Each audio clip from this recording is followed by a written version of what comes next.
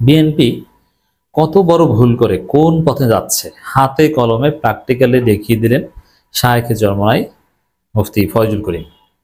বিএনপির তো উচিত শায়েখে চরমনাইকে ধন্যবাদ জানানো, কারণ শায়েখে চরমনাইরা হাতে কলমে বিএনপিকে যা দেখিয়ে দিচ্ছে ওইটা আমল করলে, ওই অজিফা গ্রহণ করলে বিএনপি বেঁচে যাবে। আর শায়েখে চরমনাইদের নসিহত, তাদের কথা এটা না শুনলে বিএনপির কপালে পতন। দেখেন, আওয়ামী লীগের পতন হলো তার ভারতে আশ্রয় পেয়েছে একটা অংশ। মোদি বর্ডার খুলে দিয়েছে, যেমন ভারতের আইন অবৈধ অনুপ্রবেশ করলে তাকে ধরে জেলে পাঠাতে হবে, তারপরে আইন অনুযায়ী কারো 2 বছর 5 বছর 8 বছর সাজা হবে। কিন্তু আওয়ামী লীগের লোকজন দলে দলে ভারত পালিয়েছে এবং ভারত সরকার জেনেছে যে এই ভিসা ইমিগ্রেশন ছাড়া সে এসেছে, কিন্তু কিচ্ছু বলেনি। এই যে ছাত্রলীগের সভাপতি সেক্রেটারি অথবা সাবেক মন্ত্রী আসাদুজ্জামান খান কামাল, আরো অনেকে, ওবায়দুল কাদের, এরা কি ইমিগ্রেশন পার হয়ে গিয়েছে? যায়নি, এরা অবৈধ অনুপ্রবেশ করেছে, কিন্তু এরা ভারতে বহাল তবিয়তে আছে, ভারত কিচ্ছু করেনি। মানে ভারত তাদের নিজের আইন কি অবজ্ঞা করেছে আওয়ামী লীগকে আশ্রয় দেওয়ার জন্য। কিন্তু মনে রাখবেন যে কখনো বিএনপির জন্য এরকম কাজ করবে না। তাহলে বিএনপির কপালে কি আছে? বঙ্গোপসাগরে ঝাঁপ দিয়ে আত্মহত্যা করতে হবে।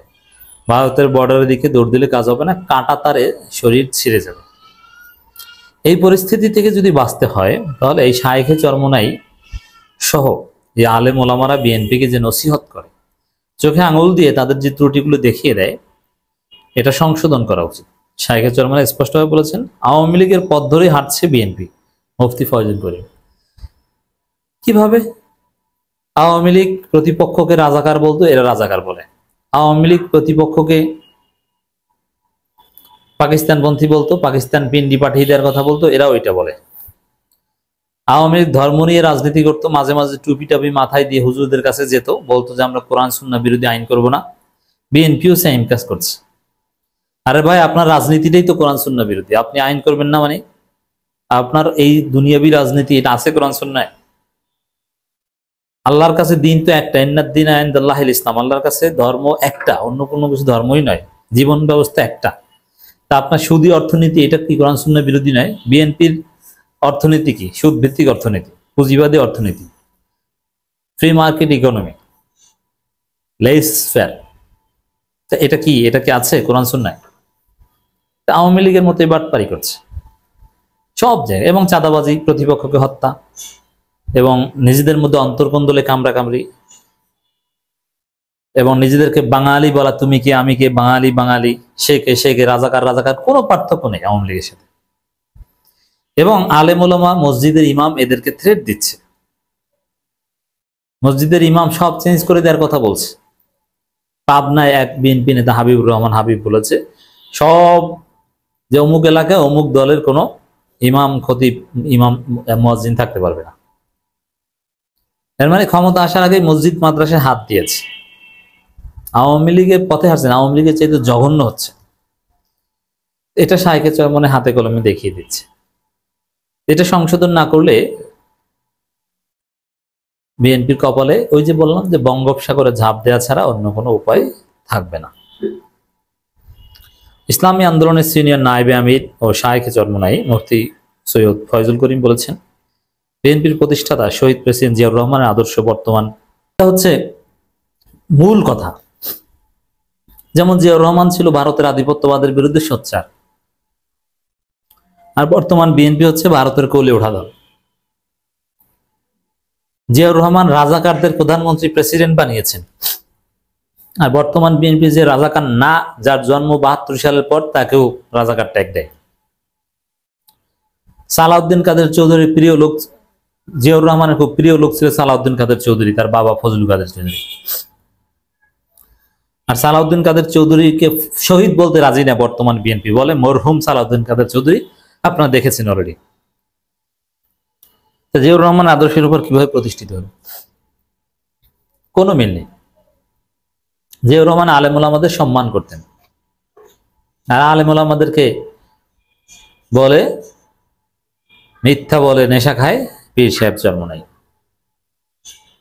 আলেম ওলামাদের বলে খয়রাতি, এবং শায়েখে চরমনাইয়ের চামড়া বিএনপি নাকি তুলে নেবে। কোন জায়গায় জিয়াউর রহমানের আদর্শের উপর আছে?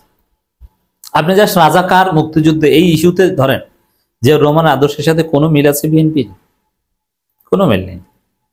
যারা ফ্যাসিস্ট আওয়ামী লীগের পথ ধরেই হাঁটছে, আওয়ামী লীগ আলেম ওলামাদের বিরুদ্ধে সেই সব স্লোগান দিত, এখন বিএনপি সেই সব স্লোগানই দিতেছে। বিএনপির গায়ে এখন বহু সাল, ওই যে নিজেদেরকে বাঙালি বলে, অথচ জিয়াউর রহমানের আজীবনে যুদ্ধই ছিল এই বাঙালি কনসেপ্টের বিরুদ্ধে। জিয়াউর রহমানের মূল ফিলোসফি ছিল বাংলাদেশি, নট বাঙালি। সে জিয়াউর রহমানকে লাথি মেরে এখন বলছে বাঙালি আমরা। এখন যেসব ছাগলরা বাঙালি বলে, ওরা বাঙালি আর বাংলাদেশের মধ্যে পার্থক্য বুঝে? ওরা তো অশিক্ষিত, মূর্খ। বহুদলীয় গণতন্ত্রের প্রবর্তক জিয়ার মূল আদর্শ থেকে সরে গিয়ে বিভিন্ন পরগাছার মতোই সালের উপর নির্ভরশীল হয়েছে। এইটি হবে বিএনপির ধ্বংসের কারণ, যে জিয়াউর রহমানের আদর্শ নাই, রুট নাই। দেখেন তারেক রহমানের পলিসিটা কি? হাবিবুর রহমান হাবিব, ফজু পাগলা, রমিন ফারহানা এরকম কিছু আওয়ামী পরিবারের আওয়ামী আন্ডা বাচ্চাদেরকে তারেক রহমান মাঠে নামিয়ে দিয়েছে যে তোমরা আওয়ামী লীগের পক্ষে বলো, আওয়ামী লীগের ভোটগুলো আমরা পাবো। আরে ভাই, এই আওয়ামী লীগের ভোট টানতে যে তোমার নিজের ভোট নাই হয়ে যাচ্ছে, জিয়াউর রহমানের অনুসারীদের ভোট যে নাই হয়ে যাচ্ছে, এটা দেখে না। এই হচ্ছে বিএনপি ক্রাইসিস। তিনি বলেন 5 আগস্ট এক ফেসিবাদ দেশ থেকে বিতাড়িত হয়েছে, কিন্তু আমাদের যুদ্ধ থামেনি। আগামী সংসদ নির্বাচনে আমাদের বহু যুদ্ধ হবে ব্যালটের মাধ্যমে, আর সেই যুদ্ধ নব্য ফেসিবাদ, চাঁদাবাজ, ধর্ষক, জালেমের বিরুদ্ধে। তাহলে বিএনপি বর্তমানে নব্য ফেসিবাদ, ধর্ষক, জালেম। ধর্ষণের অভিযোগে বিএনপি ছাত্রদল যে কত নেতা বহিষ্কার হয়েছে, বিএনপি নেতারা স্বীকার করে নিয়েছে, আর ধরা পড়েনি, বহিষ্কার হয়নি, এরকম যে আছে কত, আপনি চিন্তা করবেন না, চিন্তা করতে পারবেন। যেমন আমি বলেছি আগে, চাঁদাবাজ। বিএনপির যদি 1 লক্ষ লোক চাঁদাবাজি করে, তার মধ্যে 3000 বহিষ্কৃত হয়েছে, এর মানে বাকিগুলো ধরাছোঁয়ার বাইরে। বিএনপি চাঁদাবাজি করে, সবকিছু ওপেন, সাংবাদিকরা জানে, পুলিশ জানে, সব, কিন্তু কেউ রিপোর্ট করতে পারে না। কিন্তু 2 গ্রুপের দ্বন্দ্বের ফলে যদি কোনো একটা রিপোর্ট হয় পুলিশের কাছে, তখন বিএনপি ওটাকে বহিষ্কার করে। এবং বিএনপির আন্ডারস্ট্যান্ডিং এটা, চাঁদাবাজি করো, ধরা পড়লে কিন্তু বহিষ্কার, ধরা করা যাবে না। আর ধরা আপনি আমি ধরিয়ে দিতে পারবো না, আমি আপনি জানি যে চাঁদাবাজ। যেমন এই যে রবিউল ইসলাম নয়ন, ও যে চাঁদাবাজ এটা কে না জানে, কিন্তু বহিষ্কার হয় না, পুলিশ ধরে না। তার মানে আমার আপনার প্রতিবাদে চাঁদাবাজির কিছু হয় না। তাহলে কিসে হয়? বিএনপির অন্য গ্রুপ যদি ধরে তাহলে হয়। এখন সাপোজ বিএনপির ইঞ্জিনিয়ার ইশরাকের সাথে নয়নের ঝামেলা হলো, ইশরাকের প্রশ্রয়ে নয়ন চাঁদাবাজি করে, তখন দেখবেন যে এই ইঞ্জিনিয়ার ইশরাক নয়নকে ধরিয়ে দিয়েছে বা বহিষ্কারের ব্যবস্থা করেছে। এইটা হচ্ছে বিএনপির বাস্তবতা। নানান অপপ্রচার, হাদিয়া এবং চাঁদাকে এক করে দিতে যাচ্ছে, এটার ব্যাখ্যা দিয়েছেন শায়েখে চরমনাই। হাদিয়া এবং চাঁদাবাজির পার্থক্য বুঝে না, কত বড় মূর্খের ঘরে মূর্খ, অশিক্ষিত। কোথায় হাদিয়া আর কোথায় চাঁদাবাজি? যাই হোক দর্শক,